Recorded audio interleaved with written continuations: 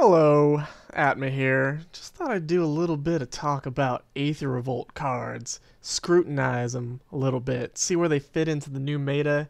I'm going to try and do it as quickly as possible. I can be a little long-winded sometimes, but I want to make it a short enough video. You guys don't just say, fuck this! Fuck this dude! He doesn't even have a cool accent like all the other fucking community guys, so I'm taking my business elsewhere. Well, let's begin. So, there's going to be a couple archetypes that get improved to the point of being maybe top contenders. I may not have seen some of the other ones coming along, but I'm going to talk about two, and the first one is +1 counters.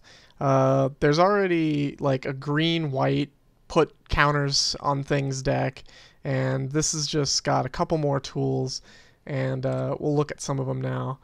So Oath of Ajani, it makes Planeswalkers cheaper, but really it's just a 2-mana, put 1/1 counters on all your creatures.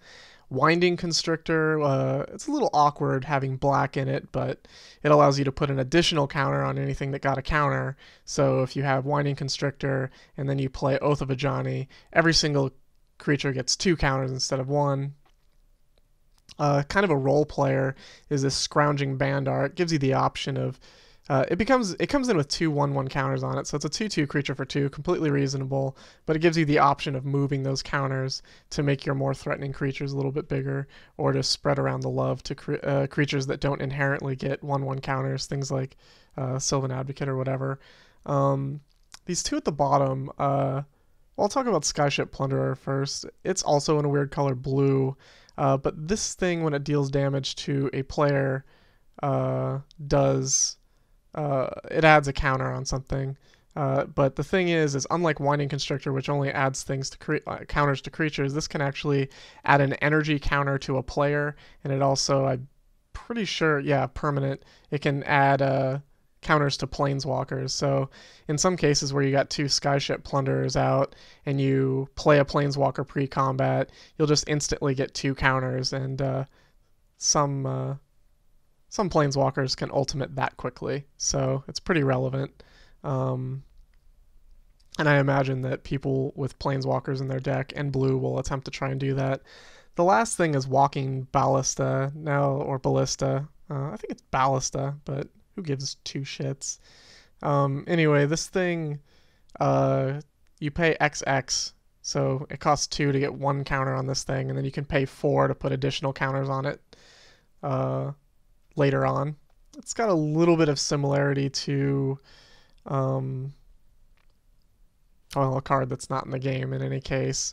But this card allows you to remove 1/1 counters at instant speed anytime you want. You don't have to tap it, you don't have to pay. It just says remove 1/1 counters from Walking Ballista, and it deals 1 damage to target creature or player. So that is an obscene card if you can manage to put counters on this thing. I know a lot of people want to do things with like the Skinner that gives a 1/1 counter at your end step, and that's all fine.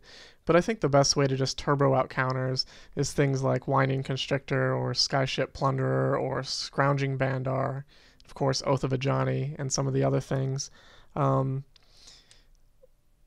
You could easily just put Walking Ballista in a reasonably aggressive deck, get them down to 10, and it's not wholly unreasonable that you could potentially just shotgun them with this thing for 5, 6, 7, 8, 9, or 10 damage out of nowhere.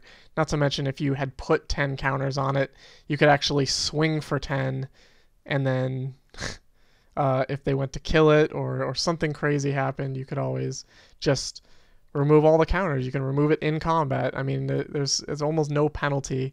Nobody can exile this thing. You can just remove all the counters, and it'll go to the graveyard. And in fact, there's a mechanic called Revolt that lets you do extra things. If a permanent of yours left the battlefield, you could potentially kill your own Walking Ballista, do some damage to their things, and then trigger that Revolt. So if I was going to make this is like kind of a first run through, just green-white counters. It's got some cards that we've seen a bunch of times, the Renown cards, Topan Freeblade, Consul's Lieutenant, Underworld Troll. I feel like if you have a winding constrictor, like this is just green white, but if you manage to put a winding constrictor into this deck and make it Abzan, you can also put Fatal Push or something in there too. Those things will be even better. It's not actually this necessary to have this many 1/1 counters, and in fact, this particular build doesn't really pay you off that badly for having 1/1 counters. But like I said, this is like a primer. These are some of the cards that you kind of want in there. This isn't an actual deck list, it's just close to one.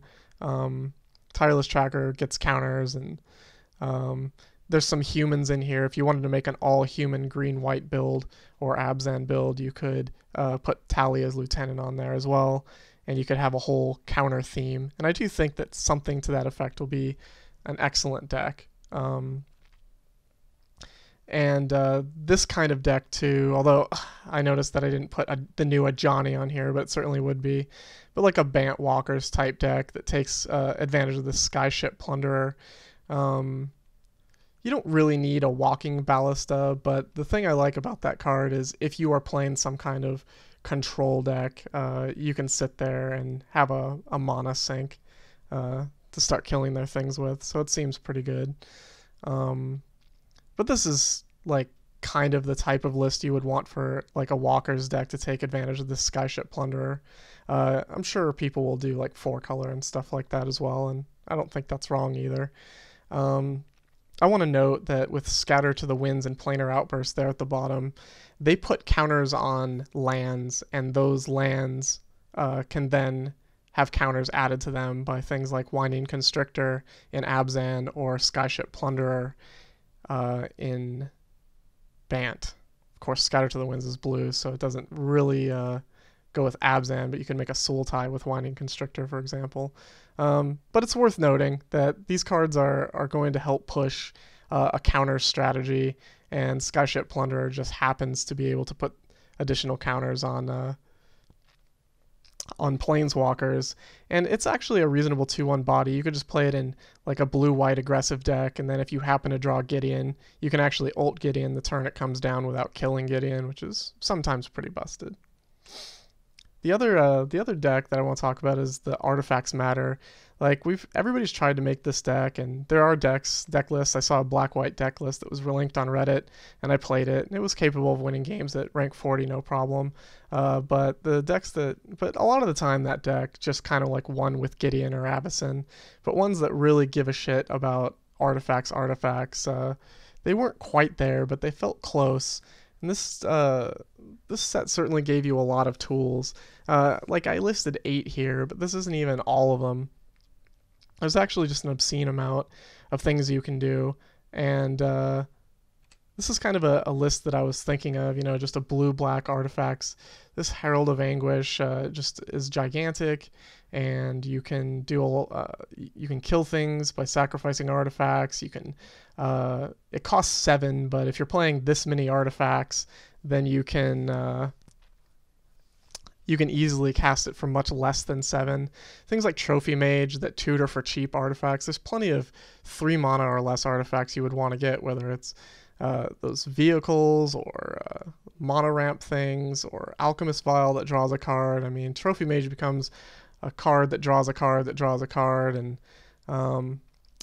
this particular list doesn't really take too much advantage of Resourceful Return, but I do want to note that while Gravedigger abilities that don't have a creature on them seem bad, this one always is going to draw a card in a deck like this, where you have a bunch of creatures.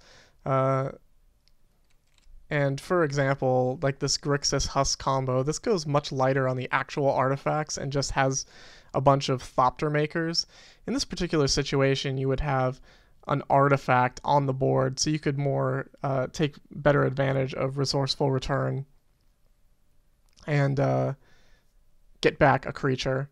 The whole point of this deck is to Warlord Rogue through a Nantuko Husk and sacrifice all your things, but there's a lot of other things you can do. You can trigger the Fatal Push, you can copy Warlord Rogues with Saheeli, and of course you can make Thopters into 5/5s with Tezzeret's Touch, which is kind of a good idea against Planeswalker type decks.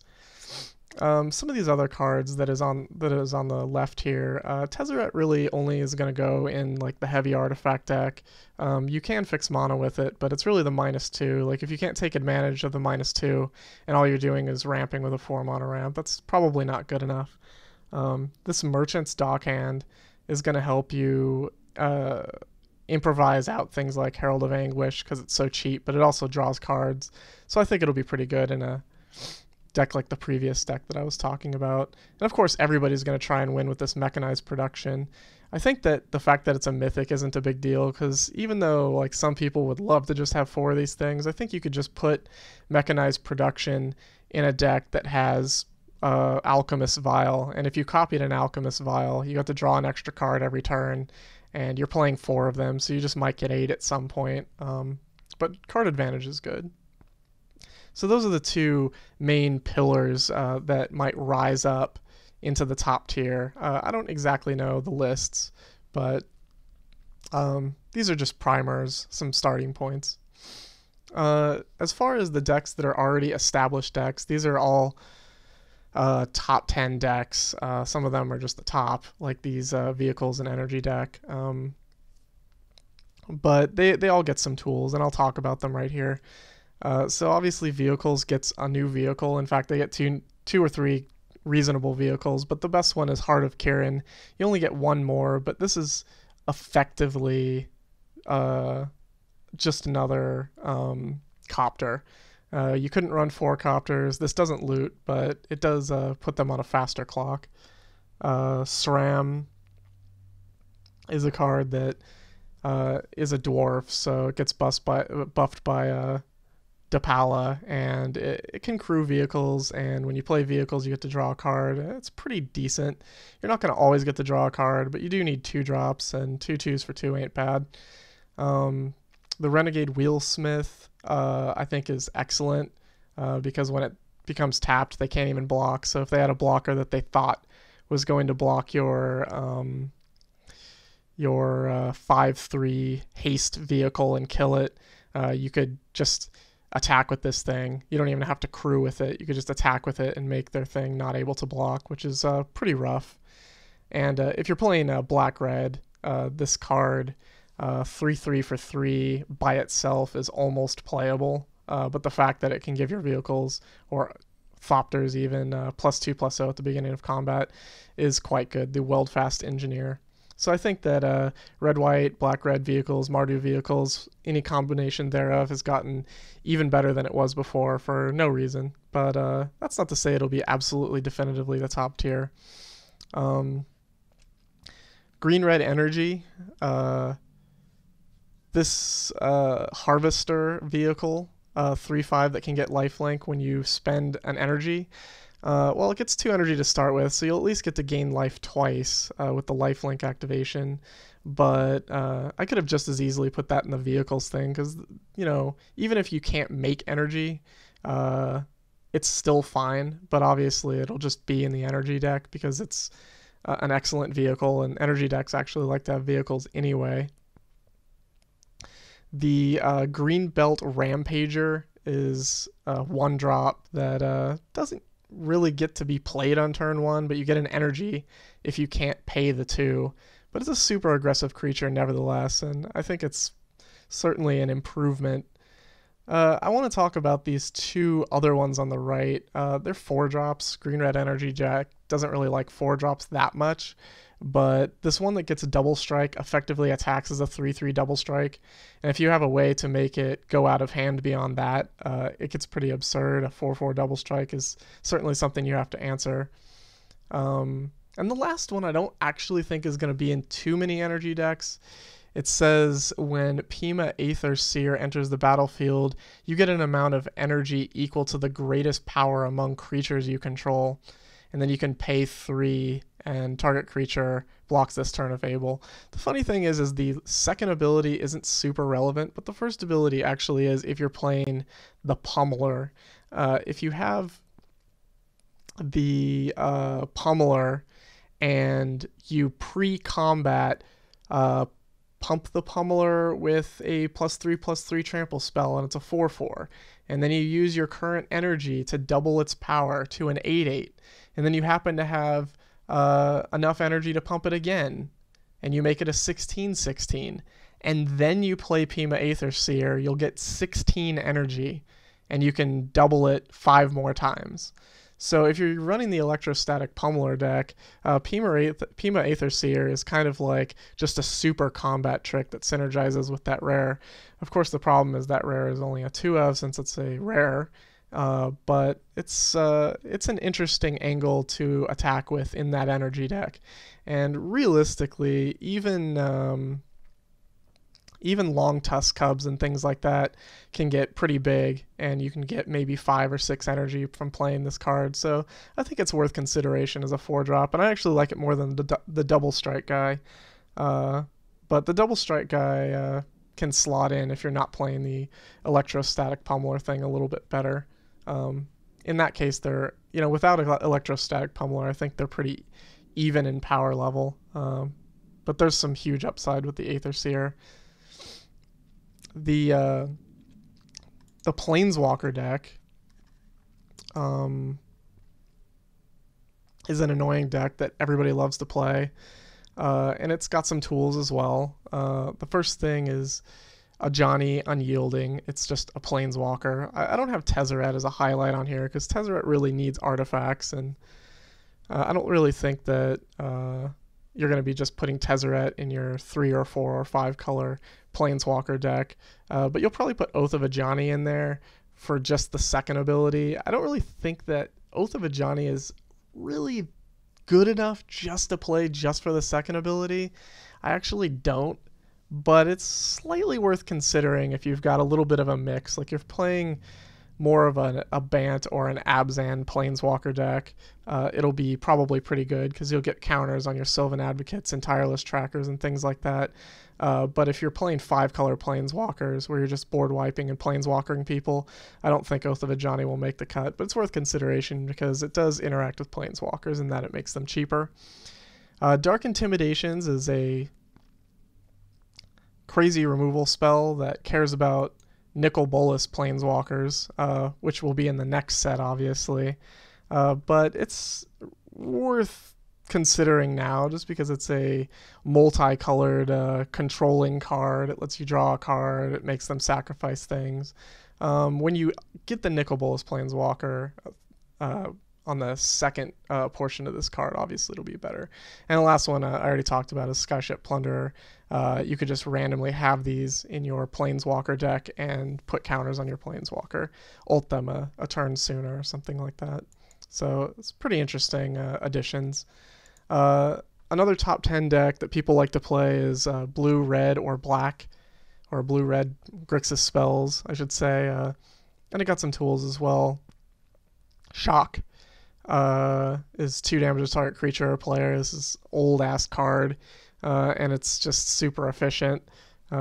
Doing 2 damage to things is a little rough with stuff like Copters out there doing 3 to you so quickly, but the fact that Shock can go to the face and a lot of the red removal people are using just goes to creatures only, and that feels a little shameful for a deck that's trying to burn you. But Shock is a good card. Baral, Chief of Compliance, is a card that reduces the cost of spells. It's a card that has seen play in blue-red spell decks in Magic's history. There's a Goblin Electromancer that has that ability. This one also lets you loot when you counter an ability, which is kind of interesting. You don't actually need to have counter spells in a deck that runs Baral. I actually think just the cost reduction of spells is enough. Speaking of counter spells, Metallic Rebuke. This might actually just be the best counter spell in this game. I know that's not really saying much because all the counter spells are horrendous. This one lets you tap artifacts to pay for it. So if you have 2 artifacts, this can cost as low as 1 mana. The spells deck doesn't really play tons of artifacts, but it does play 2 of them at least. And if you just happen to have a Dynavolt Tower, making this cost 2 instead of 3 is super relevant. And I think it's worth considering. And it certainly will be good in artifact-heavy decks or Thopter decks. And the last one I want to talk about is a little weird. It's Leave in the Dust. It's sort of a grip tide effect. The only difference is this costs the same as grip tide. Return target non-land permanent to its owner's hand, which is great because you can bounce planeswalkers even. At 4 mana, that seems pretty rough. But it draws you a card, and that cantripping ability is relevant.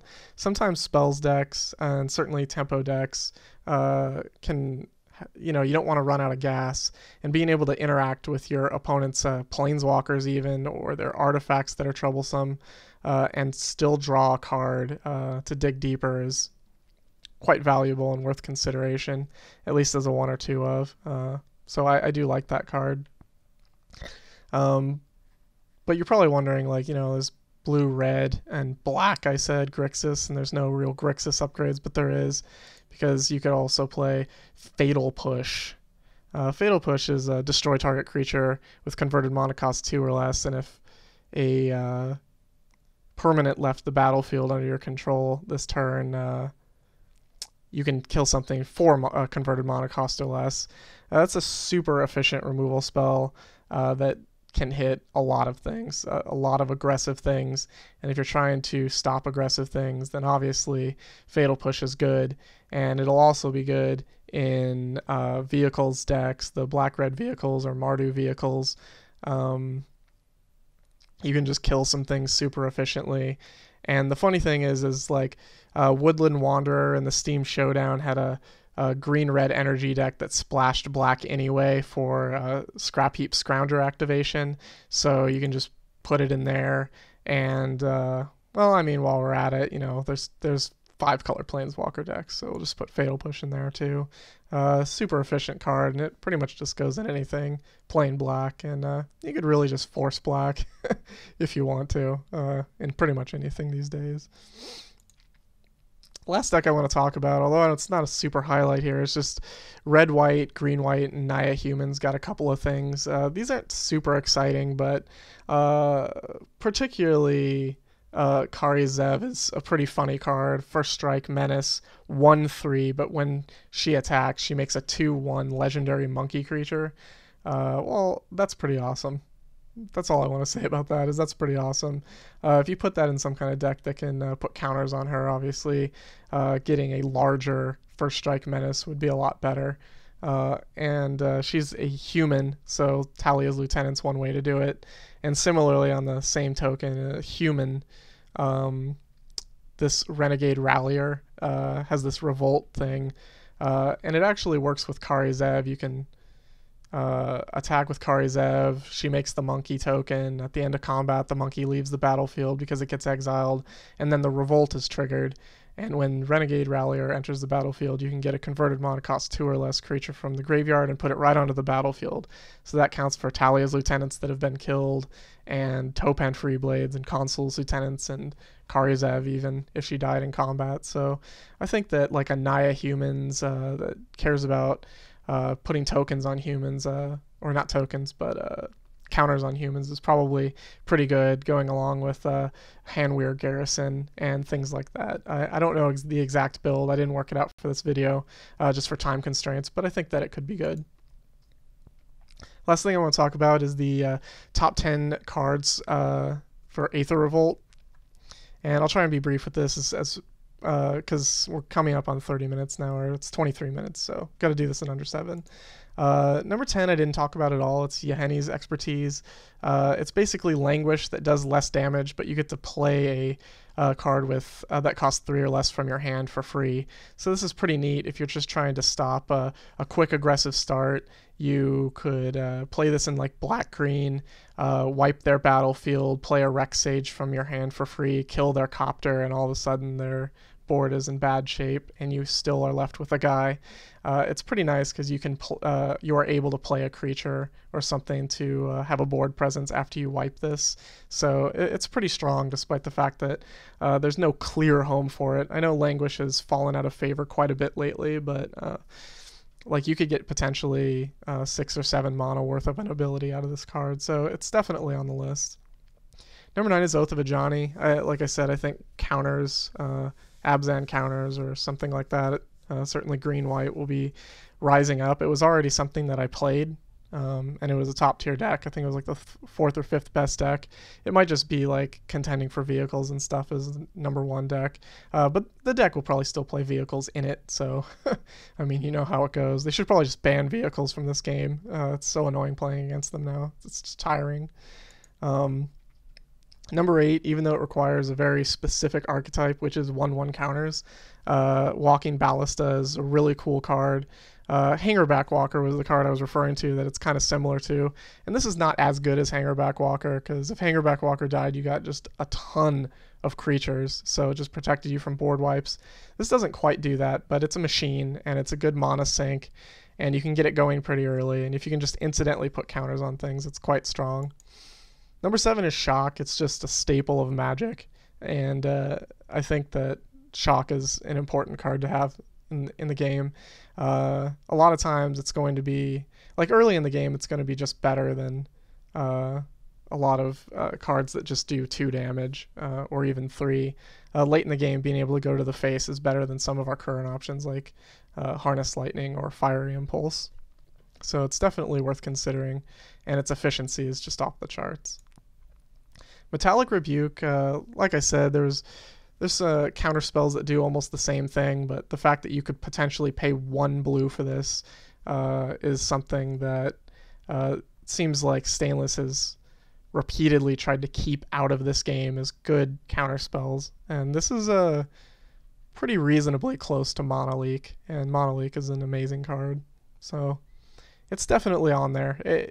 If artifacts become a very, very strong deck, this might just be the best new card. But Greenbelt Rampager, once again, the efficiency. Like, you play this for 1, you can't pay the 2.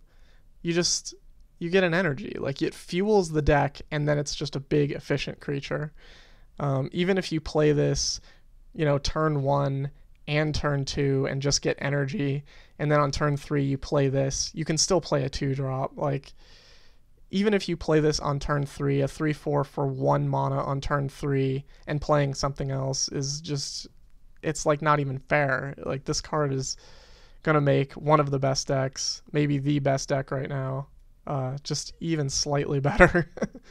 Whatever slight amount better that deck gets is unnecessary. So Greenbelt Rampager, gross. Heart of Kirin, it's a mythic, so you only get 1 of them. But I mean, come on, man. This thing just clocks people. I know there's a cost with crewing and all that stuff, but Flying Vigilance 4/4 vehicle, this thing is strong. It only costs 2, and it's not going to be Smuggler's Copter, but it may as well be. I mean, this is a good card. You can also pay for this. I haven't talked about that. You can pay for this with Planeswalker activations, which is a little bit funny. Not even Planeswalker activations, but you can just take a loyalty counter off. It's kind of silly. So it'll actually protect your Planeswalkers, which is sort of funny. The crew is 3. I do want to note that, like, crew 1 and crew 3 are 2 completely different things. Crew 3 is not super busted, but I do believe this card will be excellent. I think it's actually easy enough to crew 3 half often as not, or a little more than half often as not, that this will still be quite amazing. Number 3 is Ajani Unyielding. It's just a Planeswalker card that'll just go in a lot of decks. It kills stuff with its minus, card advantage with its plus 2s. The -9 is a big counters thing. It's going to be a little hard to... I don't think you'll ever actually ult this, because if it looks like you're going to ult this with any kind of reasonable board state that had been protecting it for 4 turns or whatever, your opponent will have already conceded. So that's all I have to say about that. You might be able to ultimate, but your opponent won't see you do it because they'll be gone. This card is pretty good. It does a lot of stuff that Planeswalkers usually do, but at 6 mana, it might be a little slow for just an aggressive counters deck, but I do like this thing, and it's going to make the Planeswalker deck quite good. Number 2 is something I haven't talked about at all, Thopter Arrest. Seemed like they had been avoiding this because they didn't put Stasis Snare in the game. This is just like your Oblivion Ring. When it enters the battlefield, exile a target artifact or creature an opponent controls until this leaves the battlefield. So the fact that this is another enchantment that they're going to have to waste Rec Sages on to get their thing back, this is the type of card that Sigil of the Empty Throne needed really badly.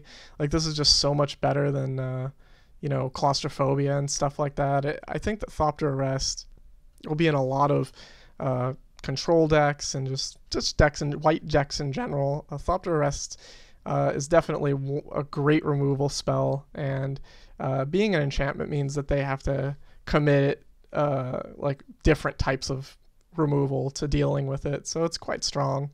If you manage to get any enchantment synergy in the future of this game, I know there's already some, but it needs a little bit more, then it'll be even better. But number one, obviously, is going to be no shock, considering the thing I did previous to this top 10, which is Fatal Push.